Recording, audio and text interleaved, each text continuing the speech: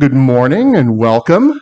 My name is Christopher Chase, and I serve on your fellowship board of directors. I want to thank you all for being here today and extend a special welcome to any visitors.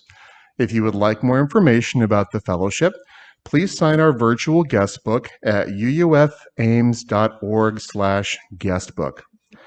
Whether joining us from home, on Zoom, or here in Fellowship Hall, we invite you to stay after the service for a coffee fellowship, where you can introduce yourself and join in conversation with kindred spirits. At 11 o'clock as well, Fellowship Voices rehearsal will be going on in Channing Barton, that's on the top floor. At 4:30 today, the Buddhism study group will be meeting in the fireside room. And at 6 p.m., the mindfulness and meditation group will be meeting in room 3. And we invite you to any or all of those. So on behalf of this caring, nurturing congregation, I welcome each and every one of you to this sacred space. Here we invite you into an experience of transformation, hope, renewal, and connections, which may inspire you to understand life and returning in new ways. Thank you for joining us today, and always rock on, my friends.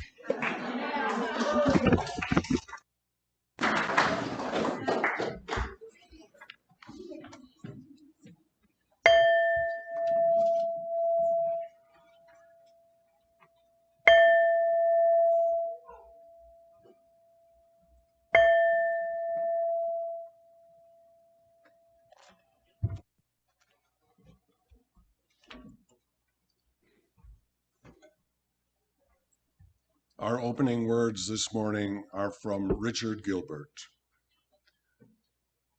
We meet on holy ground, brought into being as life encounters life, as personal histories merge into the communal story,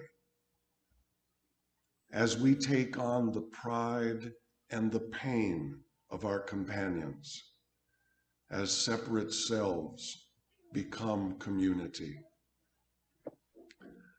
How desperate is our need for each other, our silent beckoning to our neighbors, our invitations to share life and death together, our welcome into the lives of those we meet, and their welcome into our own.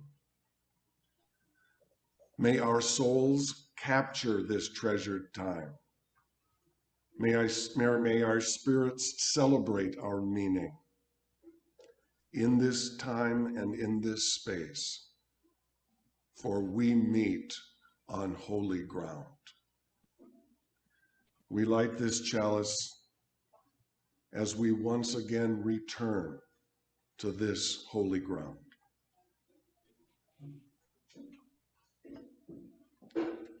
Please rise now in body or spirit for our opening hymn, number 358.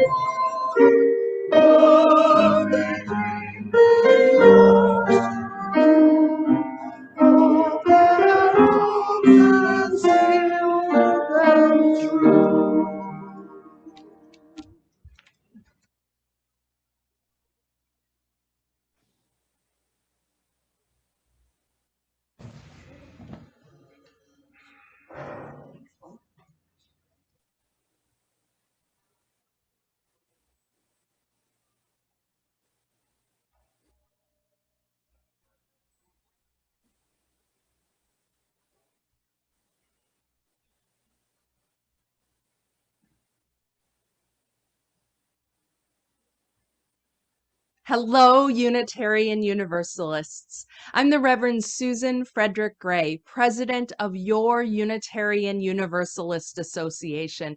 It is so good to be with you for another season of Ingathering. This time marks the end of summer, when we come together to renew our commitments to each other, to our Unitarian Universalist communities, and to begin another vital year of ministry. In the summer months, I hope that you and your loved ones found some time to rejuvenate your bodies and spirits, to rest, to enjoy the long summer days, to pursue hobbies that bring you joy. I know that the world is all too much, and it matters that we take time to rest. For rest is necessary for the quality of our lives, of our ministries, and of our spirits. We are all living in what I have come to call a liminal time, a time in between. The pandemic has upended so much. After 2 years plus of virtual and hybrid gatherings in our congregations, the ways in which people connect to religious community has broadened, and new patterns are still emerging. On so many levels, what comes next is still unfolding and being imagined. As Unitarian Universalists, we are called to care for each other and to create resilient, theologically imaginative spiritual community that sustains us and inspires us as we navigate what's to come and what is needed. And there is so much needed. From supporting access to reproductive care to showing up through UU the Vote to elect leaders that will work to protect our children, our planet, our future, and our deeply held values. It also matters that we attend to doing the fundamentals of religious community, like supporting children and families recovering from, and in some cases still experiencing, the collective trauma of the last few years. Our world needs our message of love and justice. Our world needs brave, bold, and loving communities that are in the struggle for equity, dignity, and compassion. One way to join with your sibling Unitarian Universalists in this work is through UU the Vote. You can find out more at uuthevote.org. Your Unitarian Universalist Association is the embodiment of the covenant that all of our congregations make to each other to support each other. And the UUA is here because of your commitment to make and support and amplify our values, to support each of our congregations in their time of need, and to be more than any of us are alone. At the UUA, we are committed to being steadfast partners with you in this liminal time and in all that is ahead. As you gather in this sacred hour and join again in community, may we each remember the hundreds and thousands of Unitarian Universalists that are gathering all across our association, celebrating and calling themselves back into the power and the possibility of faithful community. For we are not alone, and we make each other strong. I send you my love and my blessings as we enter this new congregation year and celebrate Ingathering. Much love and deep care to all of you.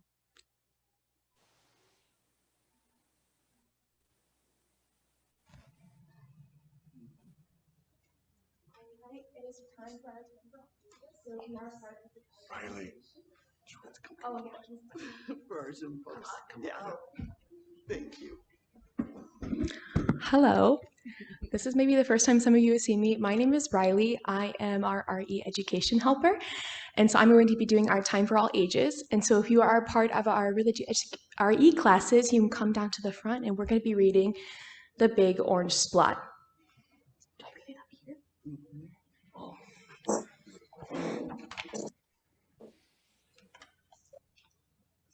Perfect. All right, so we are going to start. Mr. Plumbean lived on a street where all the houses were the same. He liked it that way. So did everybody else on Mr. Plumbean's street. "This is a neat street," they would say. Then one day, a seagull flew over Mr. Plumbean's house. He was carrying a can of bright orange paint. No one knows why. And he dropped the can. No one knows why. And right over Mr. Plumbean's house. It made a big orange splot on Mr. Plumbean's house. "Ooh, too bad," everyone said. "Mr. Plumbean will have to paint his house again." "I suppose I will," said Mr. Plumbean. But he didn't paint his house right away. He looked at the big orange spot for a long time. Then he went about his business. The neighbors got tired of seeing that big orange spot. Someone said, "Mr. Plumbean, we wish you'd get around to painting your house." "Okay," said Mr. Plumbean. He got some blue paint and some white paint. And that night he got busy. He painted at night because it was cooler. When the paint was gone, the roof was blue, the walls were white, and the big orange spot was still there. Then he got some more paint. He got red paint and yellow paint, green paint, and purple paint. In the morning, the other people on the street came out of their houses. Their houses were all the same. But Mr. Plumbean's house was like a rainbow. It was like a jungle. It was like an explosion. There was a big orange spot, and there were little orange spots. There were stripes, there were pictures of elephants and pretty girls, and steam shovels. The people said, "Plumbean has popped his cork, flipped his wig, blown his stack, and dropped his stopper." They went away muttering. That day, Mr. Plumbean bought carpenter's tools. That night, he built a tower on top of his roof, and he painted a clock on the tower. The next day, the people said, "Plumbean has gushed his mush, lost his marbles, and slipped his hawser." They decided they would pretend not to notice. That very night, Mr. Plumbean got a truck full of green things. He planted palm trees, baobabs, thorn bushes, onions, and frangipani. I don't know if I'm saying that right, sorry. In the morning, he bought a hammock and an alligator. When the other people came out of their houses, they saw Mr. Plumbean swinging in a hammock between two palm trees. They saw an alligator lying in the grass, and Mr. Plumbean was drinking lemonade. "Plumbean has gone too far. This used to be a neat street. Plumbean, what have you done to your house?" the people shouted. "This house is me, and I am it. My house is where I like to be, and it looks like all of my dreams," Mr. Plumbean said. The people went away. They asked the man who lived next door to Mr. Plumbean to go and have a talk with him. "Tell him that we all liked it here before he changed his house. Tell him that his house has to be the same as ours so we can have a neat street." The man went to see Mr. Plumbean that evening. They sat under the palm trees, drinking lemonade and talking all night long. Early the next morning, the man went out to get lumber and rope and nails and paint. When the people came out of their houses, they saw a red and yellow ship next door to the house of Mr. Plumbean. "What have you done to your house?" they shouted at the man. "My house is me, and I am it. My house is where I like to be, and it looks like all my dreams," said the man who had always loved ships.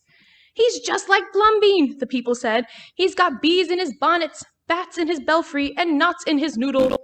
Then one by one, they went to see Mr. Plumbean. Late at night, they would sit under the palm tree and drink lemonade and talk about their dreams.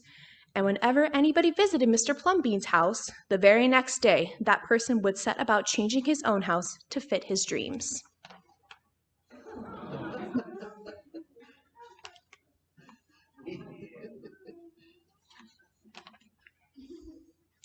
Whenever a stranger came to the street of Mr. Plumbean and his neighbors, the stranger would say, "This is not a neat street."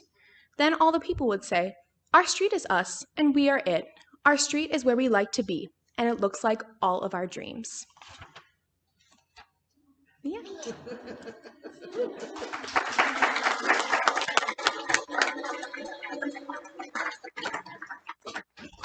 Thanks. Children out to their RE experience this morning. Welcome.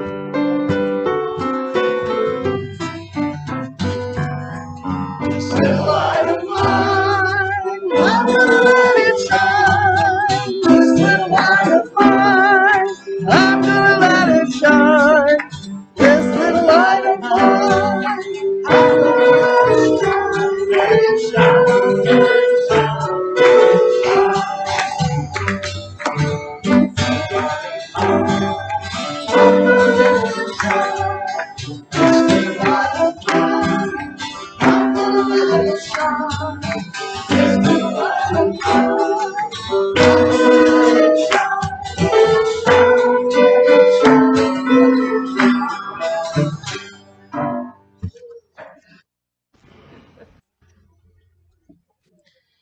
Friends, will you join me now in a time of prayer and meditation?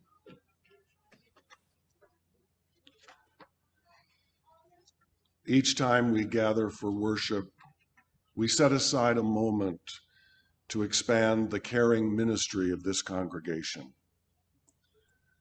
Together, we recognize the cycle of life and death, the circle of love, compassion, and witness that is at the center of this and every sacred community. We stand at the side of parents and teachers and all those whose primary spiritual practice is caring for children, with those who live with grief or chronic pain, with illnesses seen and unseen, with mental disability or addiction. We pray for our neighbors in prison, those who care for family members in ill health, those who are struggling to stay afloat in the midst of poverty. Our lives are blessed by those who knowingly and with curiosity and courage face their final days, and by those who rise above heartbreak to challenge oppression in all its forms. We pray for those in harm's way, for the wisdom and strength of the leaders of the world, and for the people of this courageous congregation, as together we live into our longing to embody and help to build the beloved community. This morning, I'm thinking of Queen Elizabeth II and how one person can impact the lives of so many people. May she rest in peace. This week, I met with my colleagues from other religious organizations here in Ames. I look forward to working with our spiritual neighbors, and I pray for their well-being and the good work that they do. Please let me or any member of the Caring Network know if you have a concern or that you would like me to lift up at our Sunday service. May we stand in compassionate solidarity with our neighbors here at home and all around the world. May they and may we be instruments of a just and lasting peace. May it be so, and amen.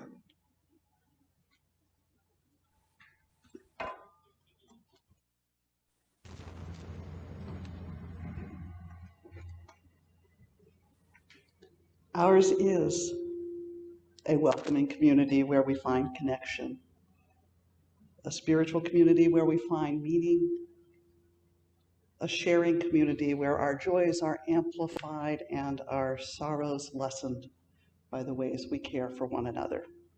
It is a tradition in our community to share our milestones with one another and acknowledge the joys and sorrows of our lives. I invite those who have a milestone to share this morning to come forward to the microphone here in the center if you're in the hall today. And after we hear from the voices in this room, we will connect with our friends joining us through Zoom.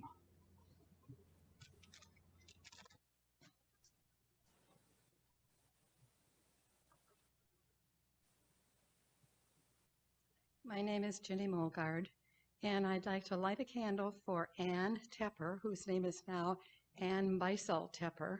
She was married last night to a wonderful man, and they have 3 young girls, like 2, 4, and 7, whom they're trying to adopt. So think of them and wish good things for that family.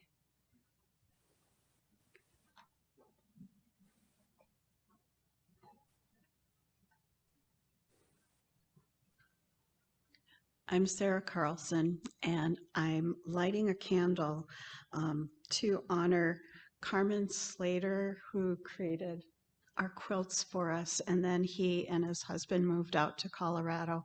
His husband, Don Randall, just recently died in Malibu, and Denny Lindeman has contact information, and we'll make sure that contact information gets to the office if you want to send acknowledgments.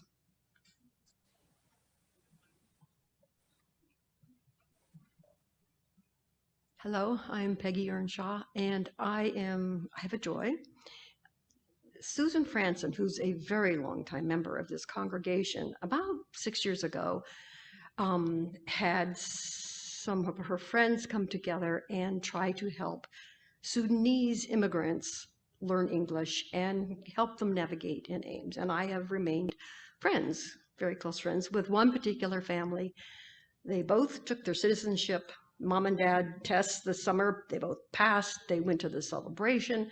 And so the whole family, mom, dad, and 3 children, aged 13, 9, and 2, are American citizens. And I'm so proud of them.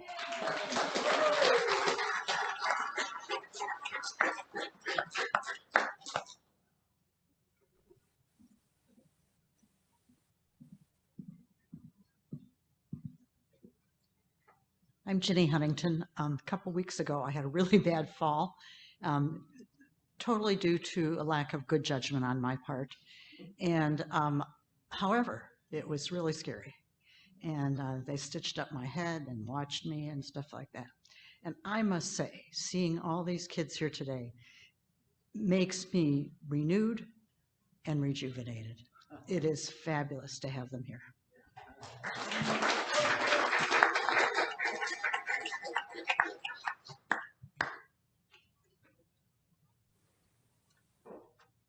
Hello, my name is Mike Todd. I'm the executive director at the Community Academy, and the congregation, we were the offertory recipient for the months of March, April, and May. And so I want to give you kind of an update. We had a big milestone this weekend.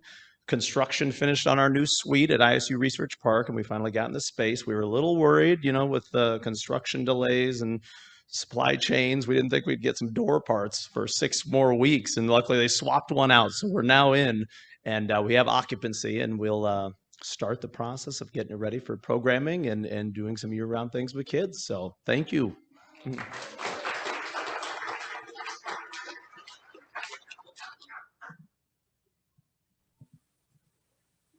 Hi, I'm Robin Sin. It's always difficult to transition and move. I don't understand exactly how AJ manages jumping around as often as he does because of his choice of work.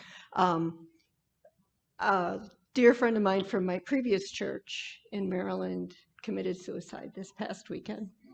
So it's a little hard to figure out how to do all of that I have to do now. So thanks.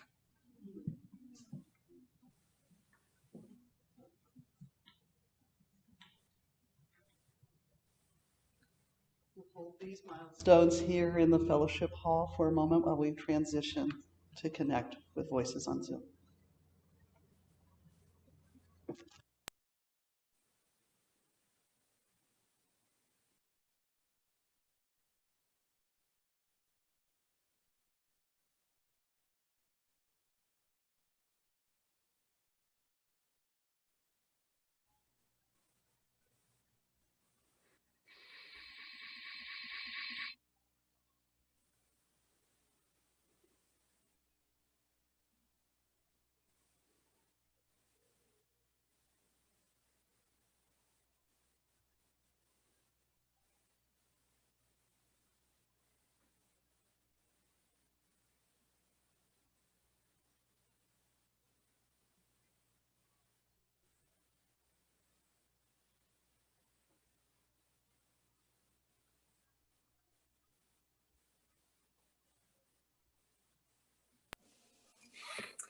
Hi, I'm Ronnie Kahn, and I attended the town hall Friday night virtually, and I learned an awful lot about the community, the congregation. I joined during COVID, and so I don't know anything. I didn't know anything about the congregation pre-COVID.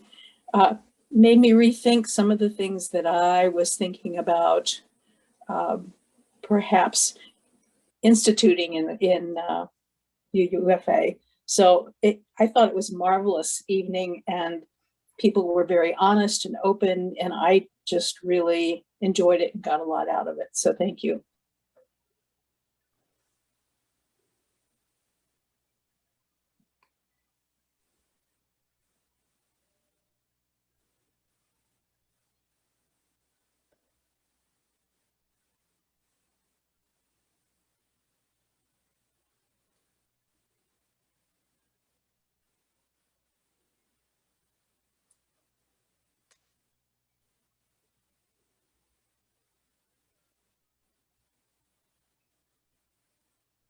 Unspoken,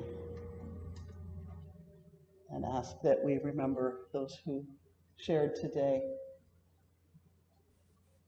the challenges of our lives and know that we all carry joys and sorrows in our hearts. Let's join together in a moment of silence.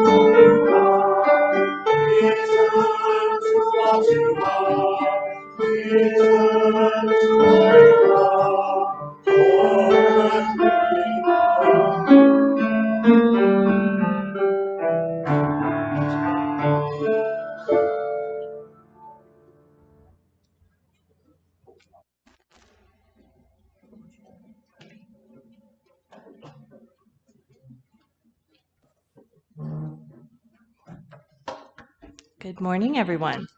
I am Molly Helmers, and I am a member of your generosity team. It's wonderful to see so many people here this morning. As I was writing these comments last week, I was envisioning a full room with kids on the carpet and everyone singing together, and thank you for making that happen. Now I'm not lying.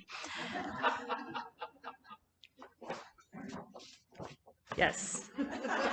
This is my not so subtle way of telling you what I'm up here to talk about.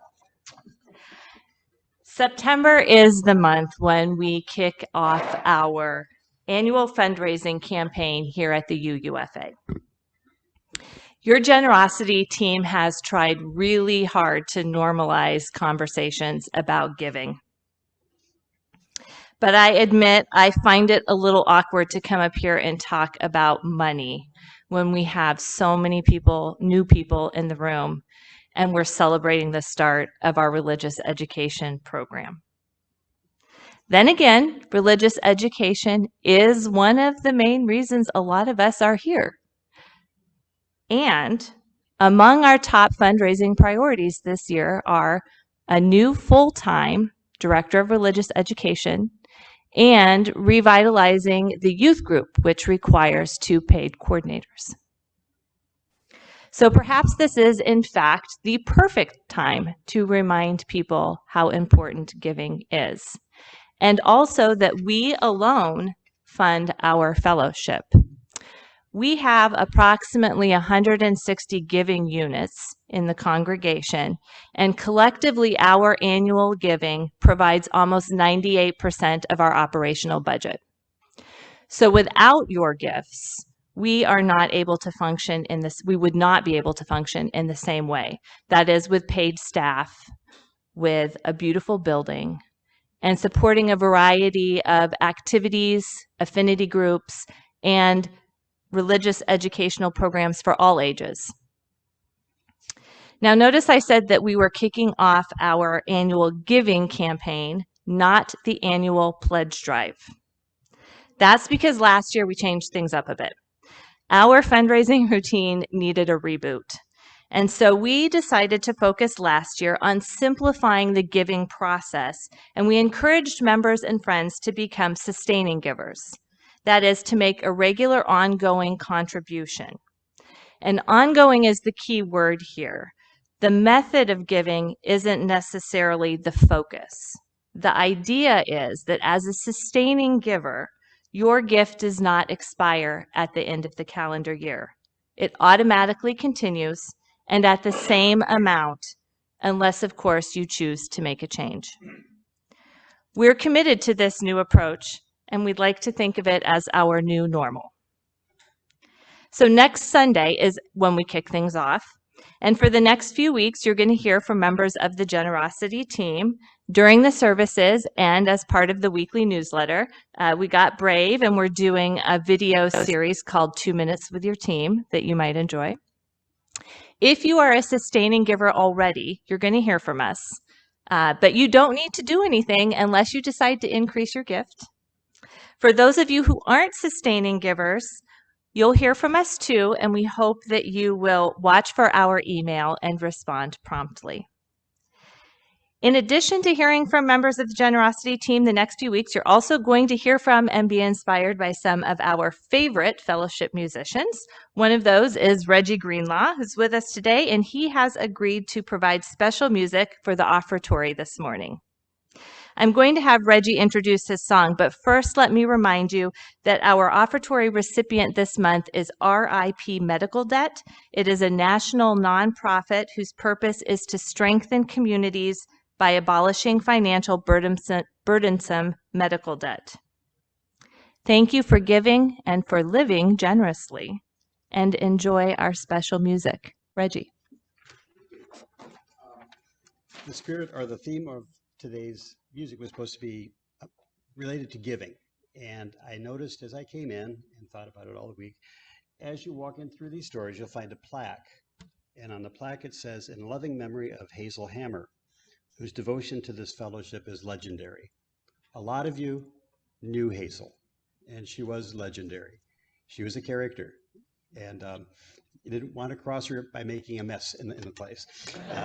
There are many things about Hazel that, okay, she might have appealed to your guilt and got you, but she was a wonderful person. I loved Hazel. Everybody loved Hazel. And she loved this place. And in the spirit of giving, I wrote this song for her memorial. It's called Hazel's Place.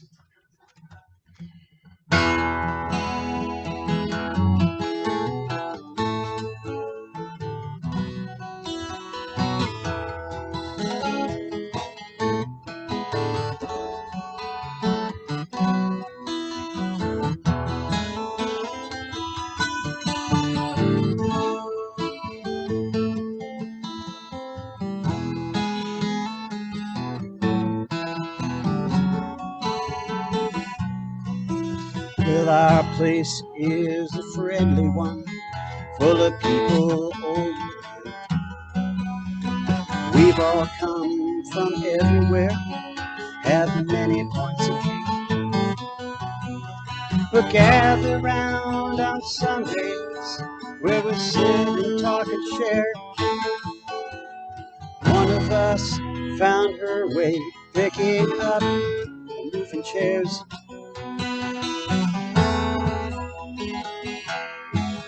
Now Hazel had a mission to keep our building clean and keep the coffee brewing in a well-cared-for machine.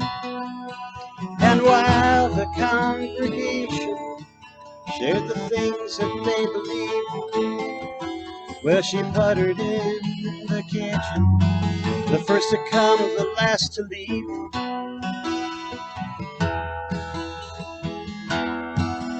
And Hazel loved this building, and Hazel loved this place, and Hazel loved us though you couldn't always see it in her face.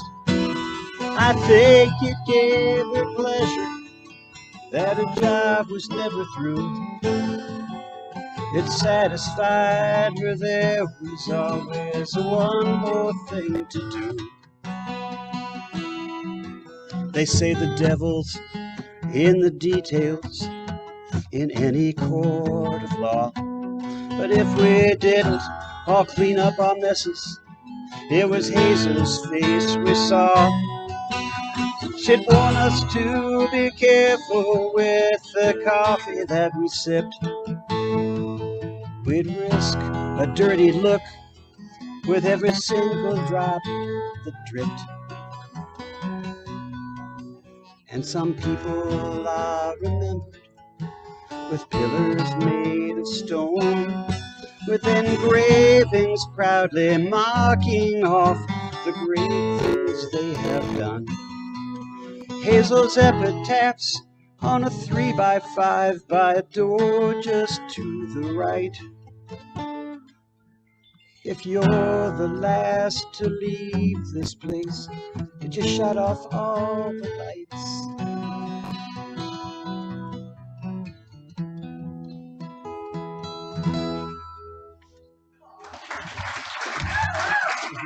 Thank you.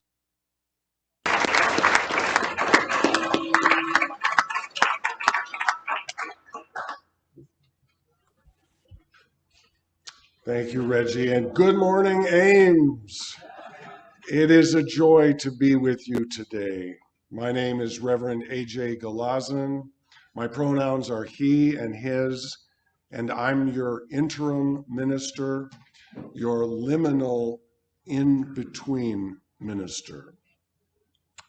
And I'm with you 3 Sundays a month, and on the 4th Sunday, I rest. But that does not mean that nothing happens here when I'm gone. Heavens no. Last Sunday, I tuned in to the service here and I was enthralled. We are a free and open faith. You don't have to be an ordained minister to speak in our churches and fellowships. All you need to do is find the spirit of life within you. Gently mold it, shape it, treat it with respect, and then give it away, give it away, give it away now, without worry about what will return to you, because it truly is in the giving that we are saved from isolation. We never know what impact we may have on each other when we speak and act from our hearts. Last Sunday, I tuned in to the service here and I was enthralled. Sarah Carlson spoke about growing up in a blue-collar union family on the Iron Range in northern Minnesota. She revealed that investments in workers translated to investments in communities where immigrants, yes, I repeat, immigrant is not a dirty word, where immigrants flocked to do the heavy, dangerous, and necessary work of mining, and where 32 cents could make the difference between destitution and abundance. Every Sunday service is a part of this ongoing conversation, one that does not end when we leave this place. I was personally touched by so many things Sarah shared last week. I grew up in a union family. My father was a public school teacher. My immigrant ancestors from Sweden and Norway settled in northern Minnesota. Some of my relatives worked on the DM&IR, the Duluth, Mesabi, and Iron Range Railroad, hauling the iron ore from the mines to the ports on Lake Superior. And although I worked on the management side for much of my life, for a few years I was also a proud member of AFSCME, the American Federation of State, County, and Municipal Employees, AFL-CIO. As Sarah sang so sweetly, "You can't scare me, I'm sticking with the union." And I also heard Mary Richards play a chorus of, "Which side are you on, boys? Which side are you on?" A coal miner's anthem written by Florence Reese in 1931 to the tune of an old hymn. Like radio signals going out to the edge of the universe, our worship services expand into the ether of our lives, and they can return to us when we least expect it. You never know when some small thought or memory will return, catch you, fill you, nourish you. All we need to do is find that spirit of life within, gently mold it, shape it, treat it respectfully, and then give it away without worry what will return, because it truly is in the giving that we are saved from isolation. Reverend Richard Gilbert reminds us that our gathering is not something to take for granted or that we can do alone. He says, we meet on holy ground as personal histories merge into the communal story, as we take on the pride and the pain of our companions, as separate selves become community. This weekend, Reverend Sharon Dittmar flew in from Ohio to help kick off the next chapter in your communal story with the town hall on Friday and the board retreat yesterday. And thank you to all of you that joined in this conversation. We spoke of our hopes and our fears for the work we will undertake in this coming year. We listened to each other. And for those of you who were not able to attend, we left our hopes and fears on the wall here. So take a peek on your way out and see where your hopes and fears might be already on the board. Today also begins a new year of religious education for young people. And in the absence of a professional director of religious education, Your RE committee has been working creatively and tirelessly to gather all the volunteers and prepare the programming to bring our children the questions and the insights from our liberal tradition.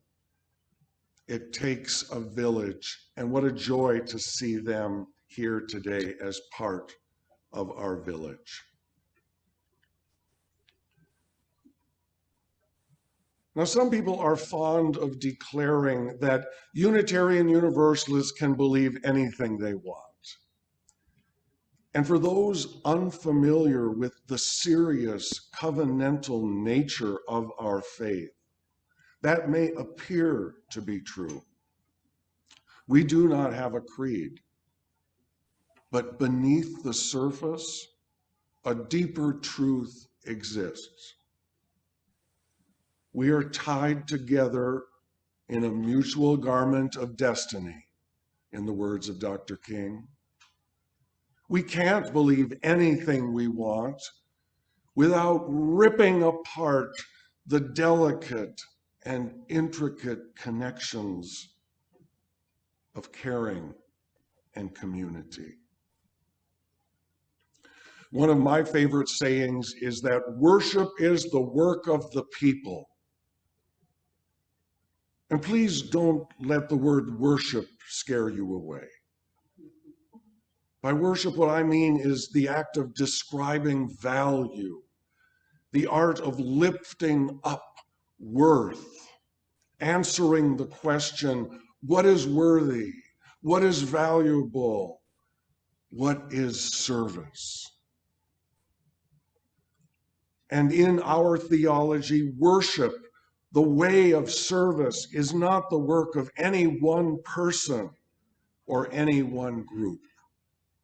It is the work of the people assembled together. And the work of the people ties us back to last Sunday when we celebrated Labor Day and the value of unions. According to Gallup, 71% of Americans now approve of unions, the highest approval number since 1965. It's easy to preach about unions when it's popular.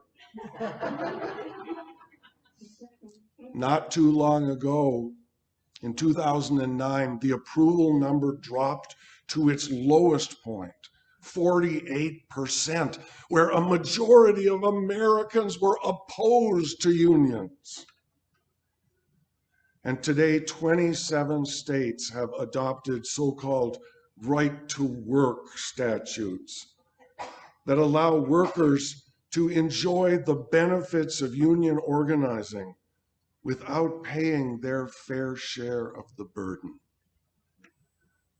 These free riders think they can believe anything they want, but their reluctance to support a decent and common cause frays our mutual garment of destiny.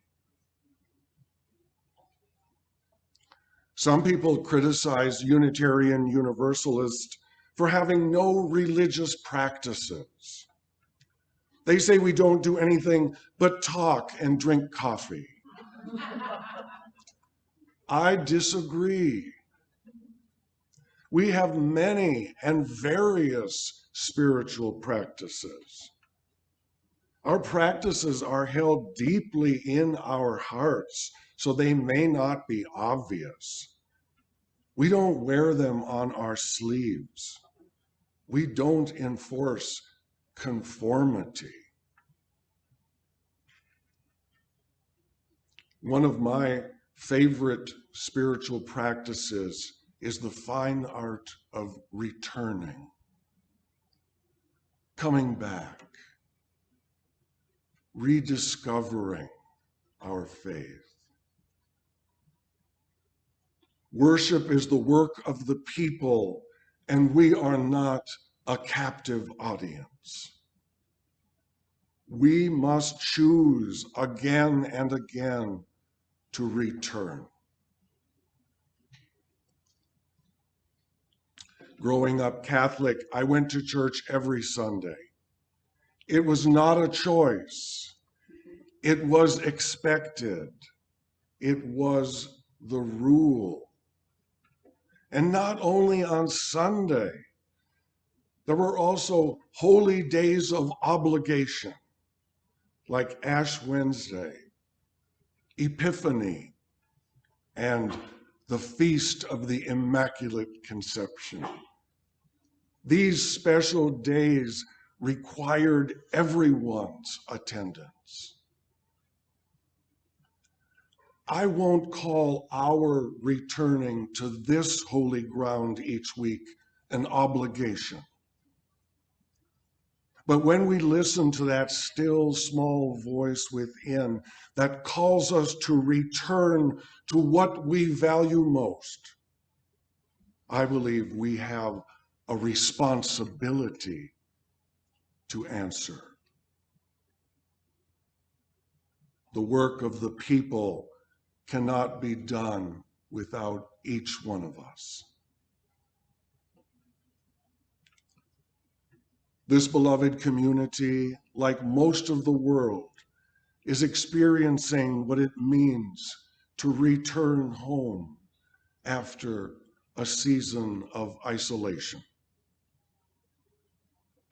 Our theme for September is belonging.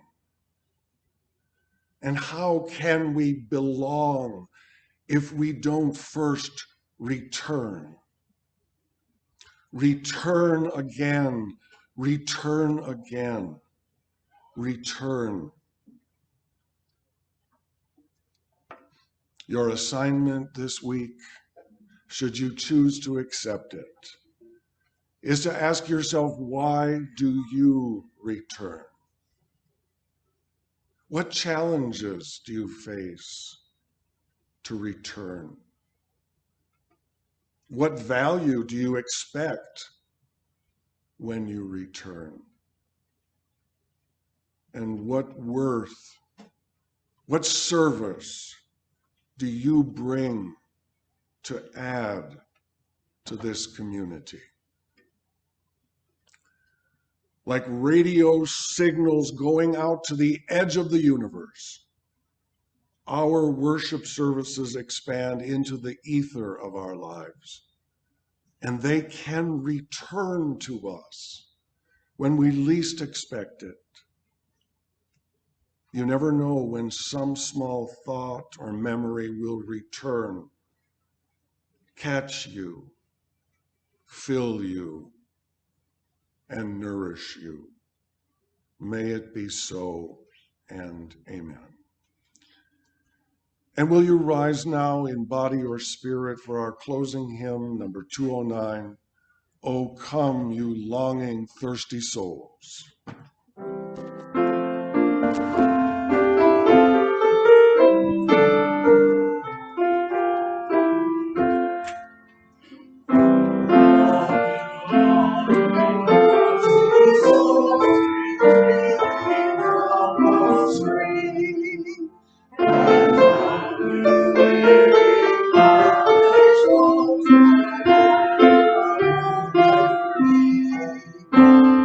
Oh,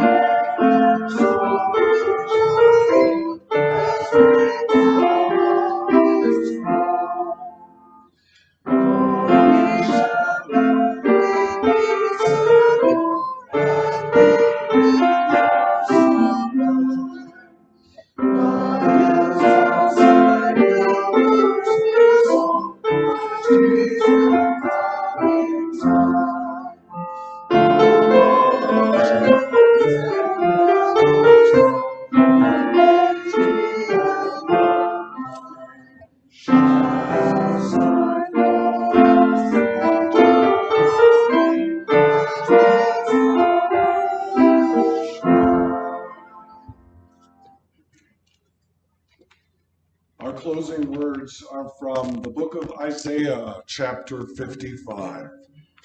For you shall go out in joy and be led back in peace. The mountains and the hills before you shall burst into song, and all the trees of the field shall clap their hands. Instead of the thorn shall come up the cypress. Instead of the briar shall come up the myrtle. And it shall be to the universe a memorial, an everlasting sign that shall not be cut off. And we extinguish this flame until we return again in peace.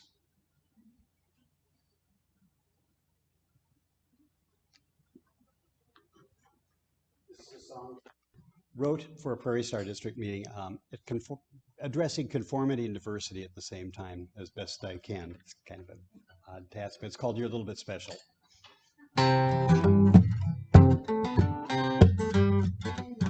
10,000 penguins sat alone on a cold Antarctic night, each one sitting on a single egg and reading the news by the southern lights and wishing that their wives would all come home and bring along some treats. They longed to see them stomp the snow off the feminine yellow feet. 1 month later, the ladies came ashore and they walked along the beach. Pushed through blinded blizzards, they couldn't hear themselves screech, and they fought their way to the rock piles to their loving mates and nets. Climbed onto the stones, gave their hubbies a fish, and they snuggled in to rest. The guys all said, well, how did you know where to look for me? How did you find me here? What has it made you come back home? Why do you sit so near? After all, I'm just one creature, and we all look the same. What possible single feature could have so turned on your flame? Ladies all said, you're a little bit special. I just knew that saw something special about you. Certain je ne sais quoi, vive la difference. I hope that you can see out of a million goofy looking flightless birds, you're the one that's special to me. And Arnold sat there in his cubicle somewhere on the 14th floor, rendering images on his screen, the fourth one from the door. His short black hair and tie were seen from many aisles away, but his lonesome face was stuck in his display. But Amy stood in line at the vending machine, deciding what would suit her. When she cast a cancer glance at Arnold drawn on his computer, she wore designer clothes from head to toes and often could stop traffic. But jumped out of her skin, she walked right in when she caught a look at his graphics. And Arnold said, how did you know where to look for me? How did you find me here? What has it made you come on over? Why do you sit so near? After all, I'm just one creature, and we all look the same. What possible single feature could have so turned on your flame? And Amy said, you're a little bit special. I just knew that's all something special about you. Certain je ne sais quoi, vive la difference. I hope that you can see out of 1,000 computer geeks in this place, you're the one that's special to me. Now who can say what shines a light in someone else's eyes? Is it something we should try to sort and analyze? Maybe we all have some seeds that wait inside to grow, and maybe all we need's a friend around who knows. One day a left-handed gay vegan whale-watching hemp-wearing man of liberal views read his left-handed gay vegan whale-watching hemp-wearing liberal news. With bumper stickers on his blue jean jacket too numerous to mention. Sat alone in a recycle booth at a Unitarian convention. And he lamented the storied state of the world. He feared no one there would listen when he spoke of the future that we could have using Eastern precognition. A small bearded man walked up to his booth sometime late in the afternoon and invited him to speak later on that summer upstate in his commune. That guy said, "How did you know where to look for me? How did you find me here? Why is it you come to this booth, and why do you sit so near? After all, I'm just one creature, and we all look the same. What possible single feature could have so turned on your flame?" That guy, of course, said, "Well, you're a little bit special.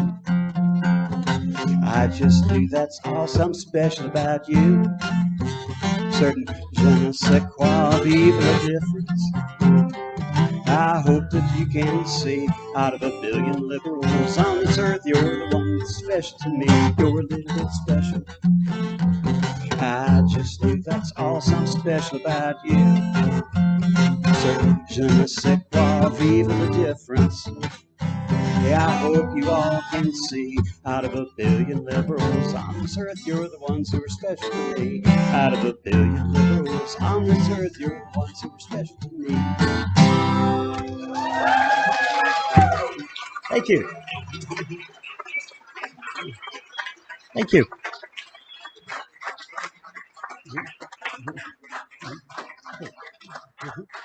Thanks, everybody. Good to be here.